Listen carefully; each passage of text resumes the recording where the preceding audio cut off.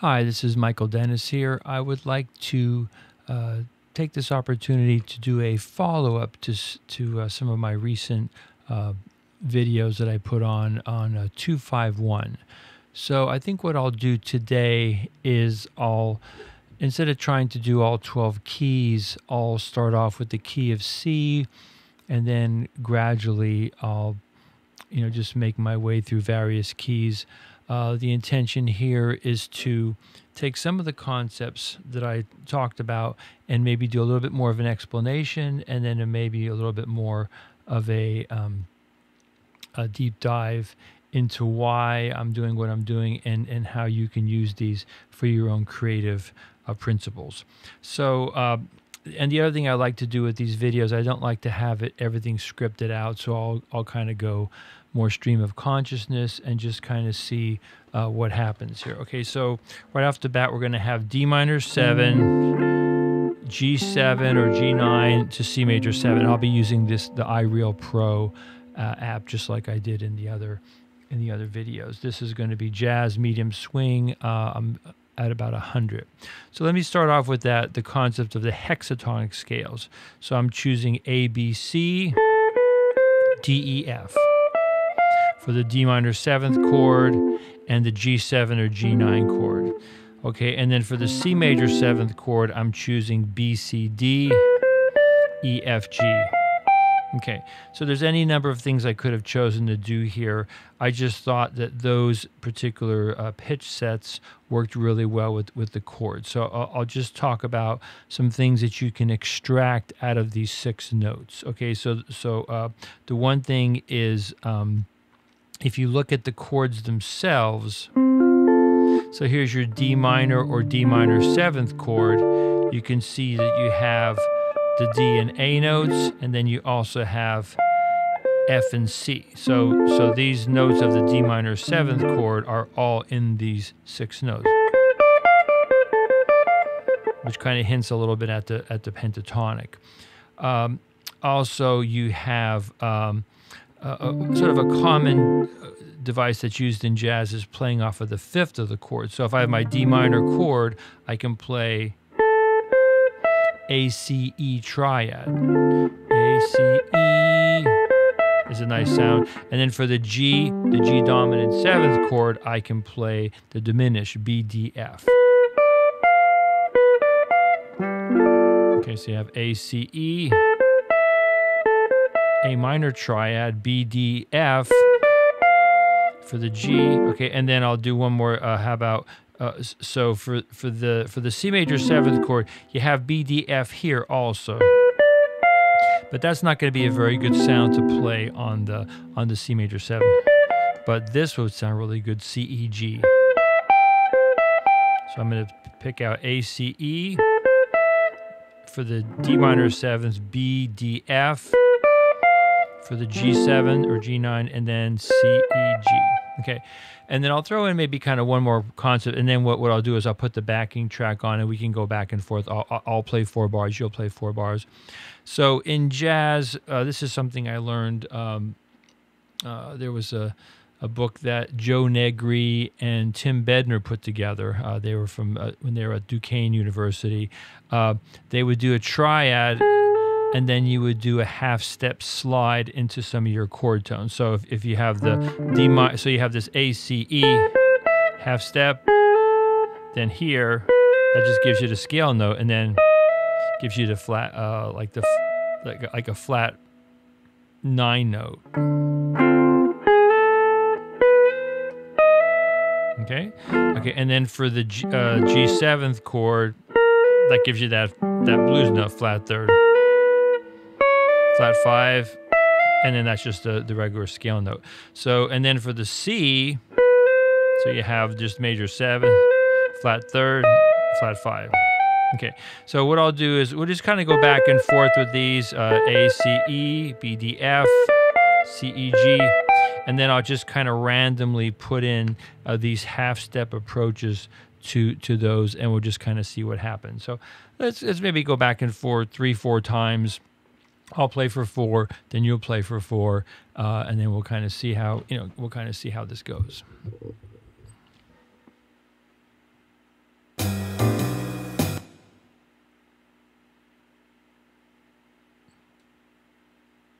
Let me set up the loop here.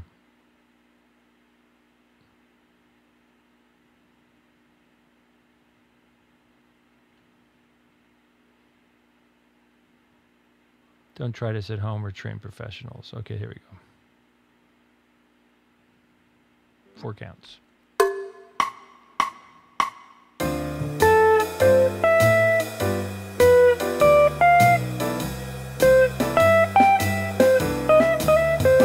You play.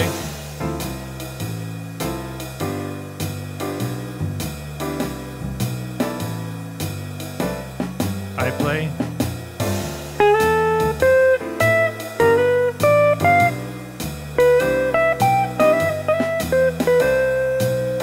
You play.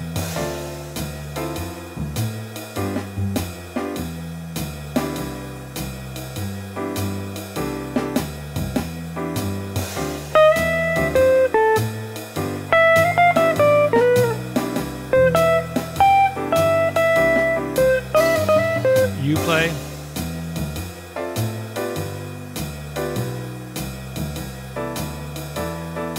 Okay, one more time.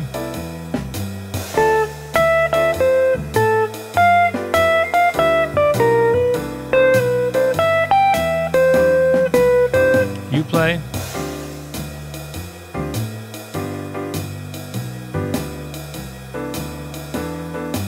One, two, three, four. I'll pause that. Okay, let's see if there's anything interesting that I did there. So yeah, so I was just using those concepts. Then the other thing you can do is you can do different kind of chromatic fill-ins of the pattern. So you see that a lot in jazz. You can do that pretty much every time. So D minor 7, and then I'm just filling in the extra notes. So to my mind, you don't have to necessarily analyze every single note. The idea here is you're just kind of doing chromatic into the chord tones. Now the beauty of this is you have this D minor on top, which is part of the D minor 7th chord. It's also part of a G9 chord. And then if I went a little bit further, that would take me kind of into pentatonic. I'll come back to that. And then the same thing happens here on the C. So you have this E, G, 3rd, 5th, 9 is nice, and then major 7. So those are some interesting concepts there. Let's maybe go on to now. I'm just going to switch gears here. I'm going to go to pentatonic. So I'm going to do this a little bit differently. So I'll go back to this original idea of the okay. So the D minor 7th chord. The top part of that chord is an F triad. Okay, and then for the G9 chord, the top part of that triad chord is a D minor. So if you look at D minor pentatonic,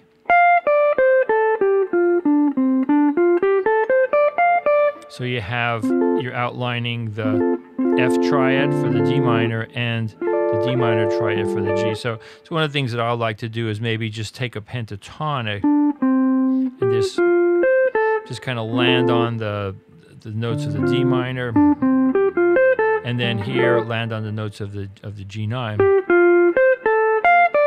Okay, and now for the C major 7th chord.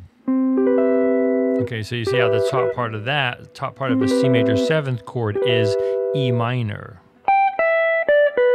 E minor triad, and then this would be your 9 here. So you can do the same idea here.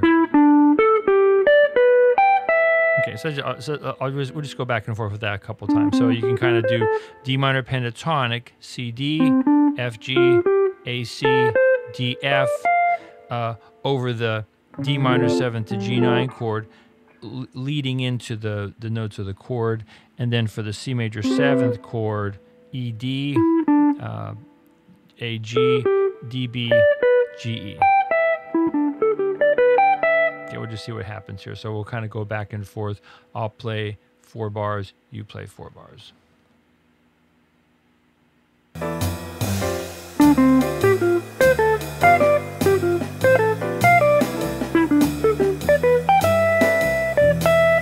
You play.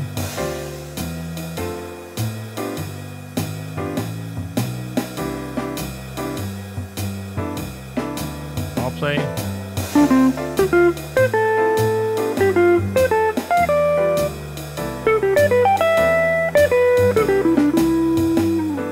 You play.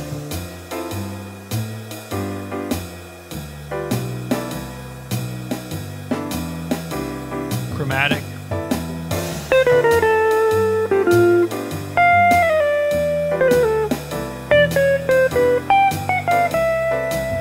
You play.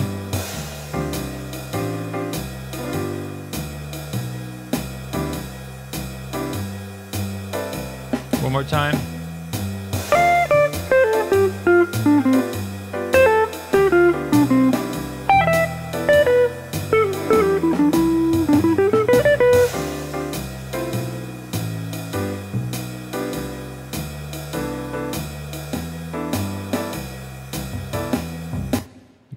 Let me do maybe just a couple more concepts with pentatonic. So if you've been following me, some of my videos, I do tend to do a lot of pentatonic. I think it's a good user-friendly sound for guitar players, and also for the listener. I think when they hear pentatonic, they kind of think, "Oh yeah, that sounds like the blues." So what I'll do is, rather than using the blues box, I think I'll just use one of these, what I call sliding patterns. So I'm going to go D, C, A, G, F, and then D. And maybe also throw in that C. Now, the beauty of this approach, you also have this very convenient flat fifth, which is the blues note. So you can always throw that in, and the interesting thing about that is sometimes you throw it in a place that it seems kind of wrong, but it kind of works. Maybe wrong is the best, but it might not be the most obvious choice. So now here, D minor seventh chord, right? Very, very common. Okay. Then if you do the same thing on the G9, you automatically get 9 flat 9. So you get these kind of, right, I think as Pat Martino that says, it's not how many chords you know, it's how many ways you know how to use the same chord. So here you're going to use D minor seventh chord, some kind of D blues lick, D minor pentatonic blues lick, G9. Okay, same thing. And then now for the C major seventh chord, we use the E minor pentatonic, just like I talked about in my previous video. E, D, B, A, G, E. And then maybe I'll throw in that note. So I'll just do a quick analysis. E is the third, 9, major 7, 6, 5. Okay, now notice what happens here. If you throw in that blues note, that's like totally the wrong note. Right? But if you just pass through it, so that's kind of the beauty of the approach that I'm suggesting here, is play D minor pentatonic and then E minor pentatonic, throw in the blues note, and it gives you an interesting sound. I'm trying to think. There's an example where Wes Montgomery, he's playing a blues and he does sort of the opposite. I think he's playing like, I don't know, maybe a G blues or something, and he just sits on the major 7, and somehow he makes it work. I can't think of the exact song, but there's a phrase that he does in a blues where he just totally hammers the major 7, but somehow he gets it to work. So here we're just doing the opposite thing. On the major 7th chord, I'm going to throw in the flatted 7th. Okay, so we'll do the same thing. I'll play 4 bars, you play 4 bars. D minor, G, D minor pentatonic, D blues, and then C major 7th, E minor pentatonic, E blues. Okay, see what happens.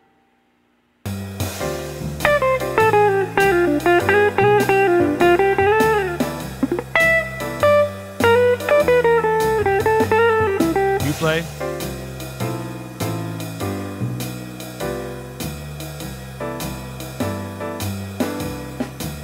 I'll play.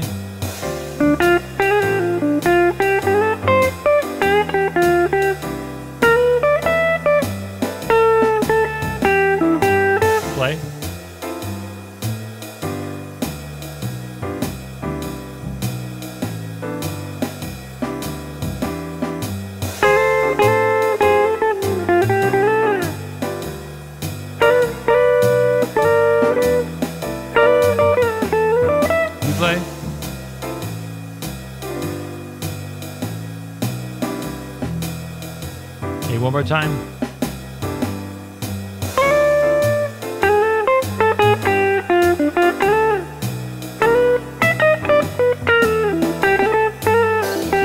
You play.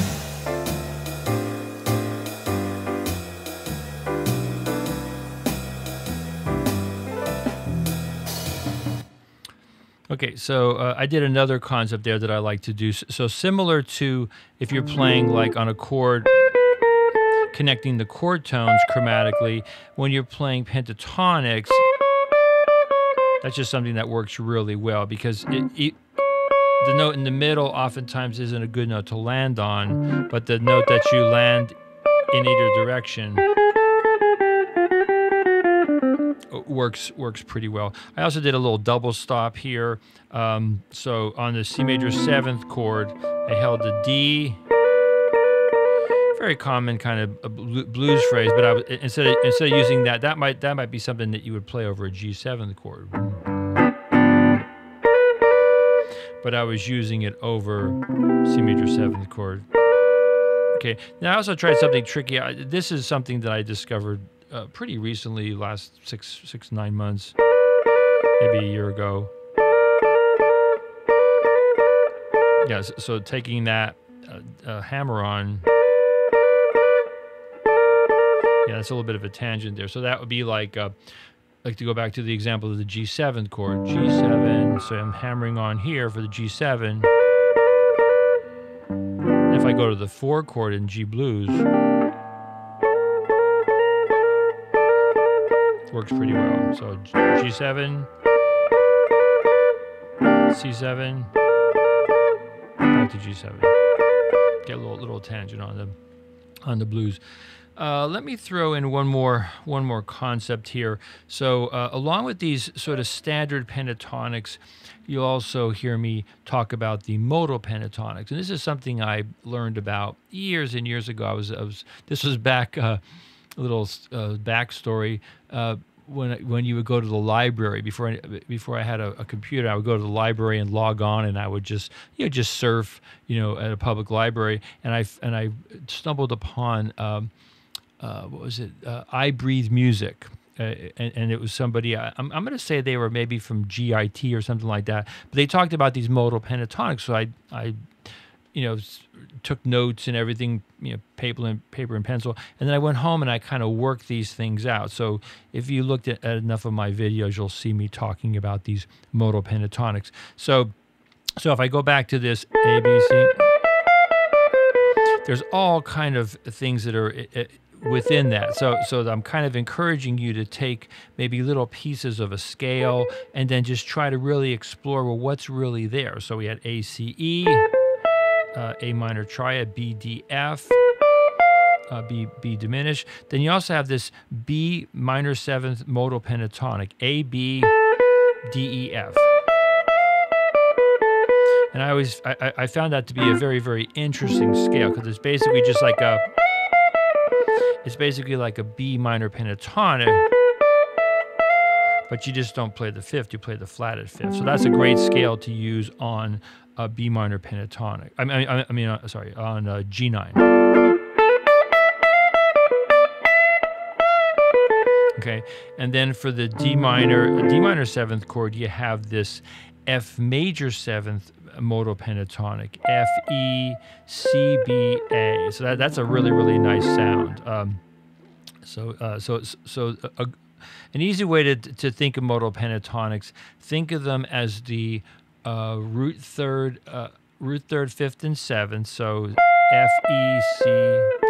Okay, so you have F major 7th, F major, E, C, and then you have whatever the diatonic 4th is. So that F major 7th, if I'm currently in the key of C, would be F major 7th modal pentatonic. So the D minor for the D minor 7th chord, we use that F major 7th modal pentatonic. Then for the G9 chord, I use the B minor 7 flat 5 modal pentatonic, and then for C major 7th chord, I'll go to this next. So the modal pentatonic here is B, C, E, F, G, So it's C, E, G, and then it's the 7th, and then you also have the 4th. Now, I'll talk a little bit about the 4th. If you ever looked at the book, Mark Levine's Jazz Theory book, he talks about the 4th as being an avoid note on major 7th. Yeah. So these are just things, you know, maybe avoid note or handle carefully, or really mean it when you play that note. You're like.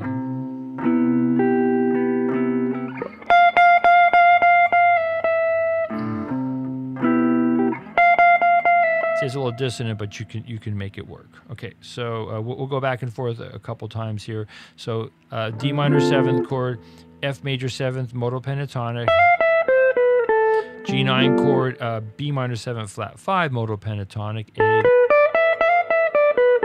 and then for the C major 7th chord, I'll use this C major 7th modal pentatonic. Okay, I think that's okay. Let's just go with that now. Here. Okay, I'll play first. 4 bars each.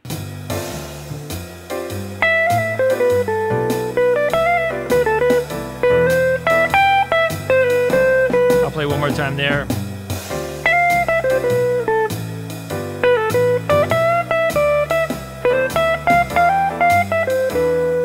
You play.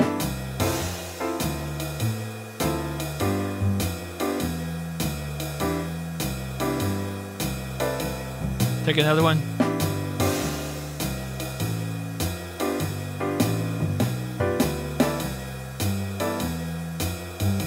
I'll play 8 bars.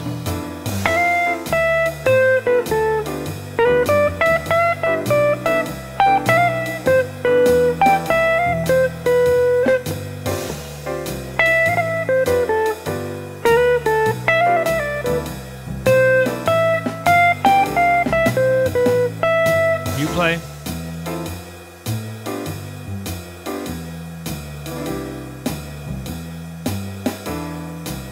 Take another one.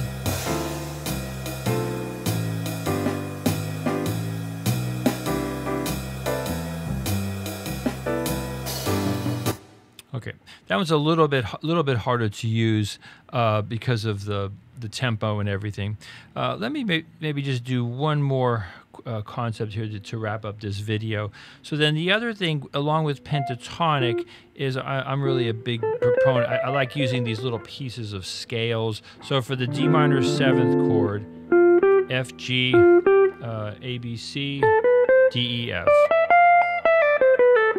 Right, so there you have. So you have that D minor triad. You have, you have your minor pentatonic, and then you have, chromatics.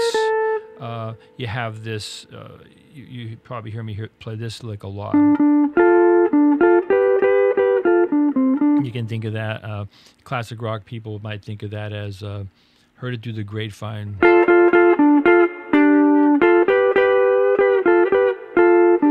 Or Beatles, She's So Heavy I Want You. Right, so I do like that lick a lot, and you'll hear me play that in videos. Okay, and then, so that's D minor, so we use, and then maybe I'll just take some liberties and maybe go down to that notes from the pentatonic. Okay, then for the C major 7th chord, this scale, G, A, B, C, D, E, F, G. All right, so you can kind of think of those as kind of F Lydian, and then a G Mixolydian.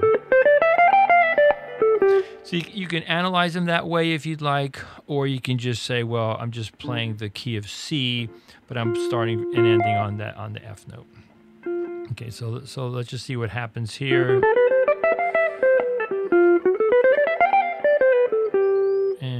See if I want to go any further here.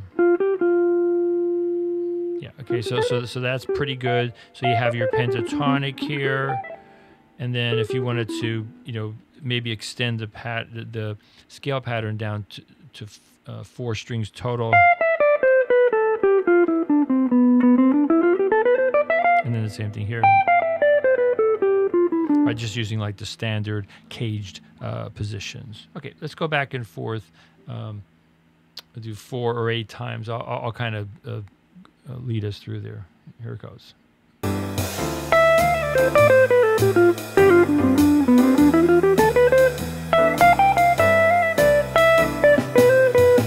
I'll take another one.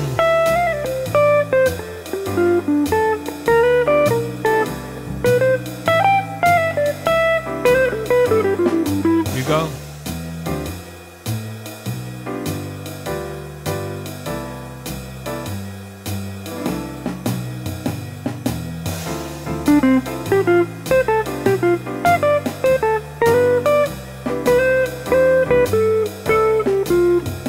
Take another one.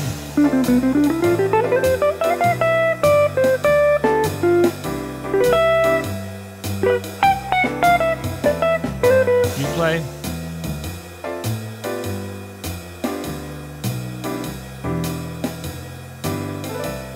Take another one.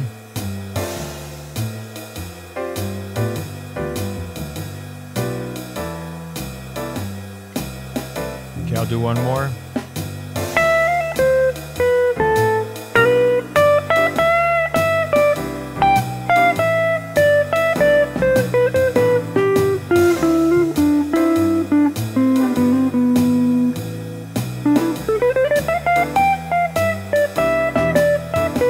You go, two.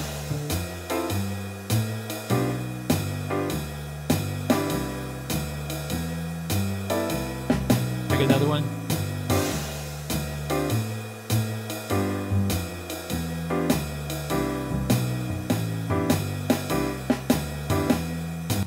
Okay. As I was getting ready to do this video, I thought of one more thing, and I think I'll just throw this in at the end. So I think when you're playing jazz, for me personally, I don't really consider myself a jazz player. So if you've followed me enough, you realize that I do a lot of different kinds of things, you know, classic, you know, acoustic, classic rock, blues, the music theory, chord melody. So I'm not really consider myself like a true jazz player.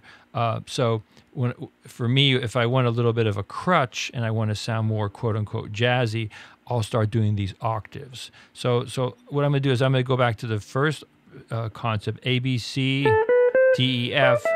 And I've talked about this a lot, how you can divide the guitar up into 2-string groupings. So the same thing happens here, A, B, C, D, E, F. Okay, and then B, C, D, E, F, G. So the same thing that you play here, you can play here. So that gives you convenient places to play your octaves. A, B, C, D, E, F, and then B, C, D, E, F, G. So pretty much all the same things that we did here, we can also do here. So for example, A, C, E, B, D, F, and then C, E, G. All right, so that's just a couple things. Chromatics.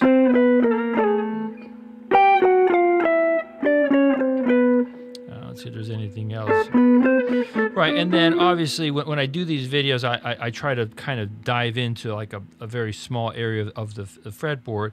If you're so inclined, you know, you want to, you know, go that way, or you know, this idea of the chromatic. So that's actually kind of a nice sound if you think about it.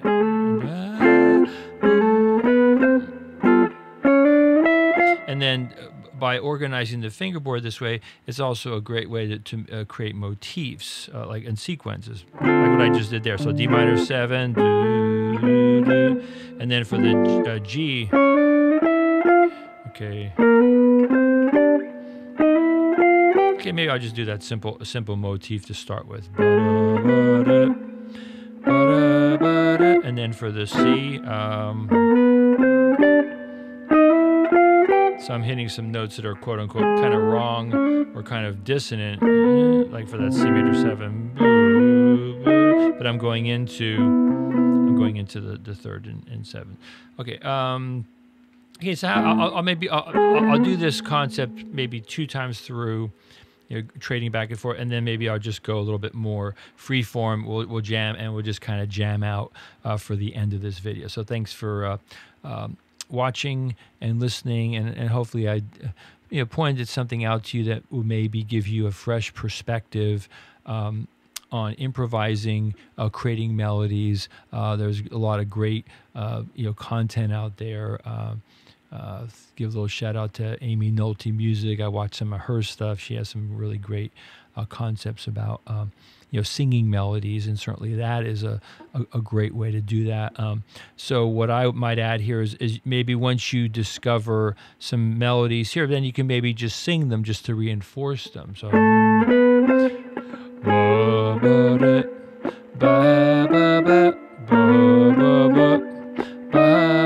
so that's just kind of the opposite way of doing it. Rather than creating the melody from your head, you can just create a melody on the guitar and then just reinforce it, kind of like reverse ear training.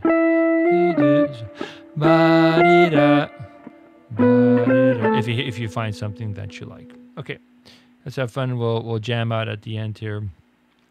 Thanks for listening and watching.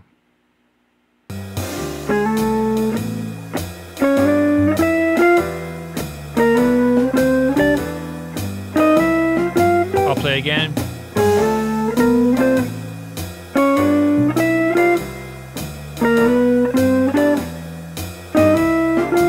You play 2.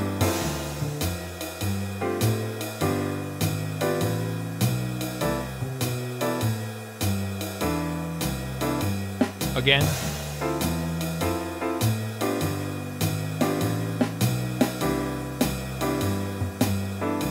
I'll play 8.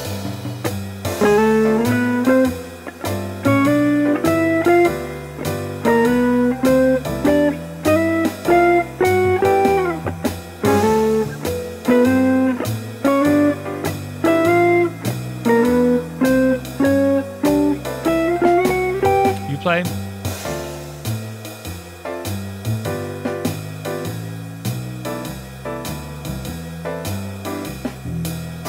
Again.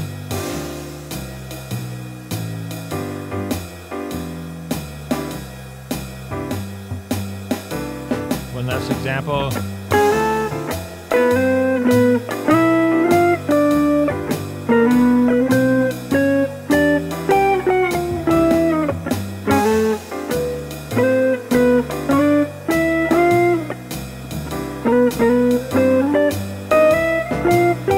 You play.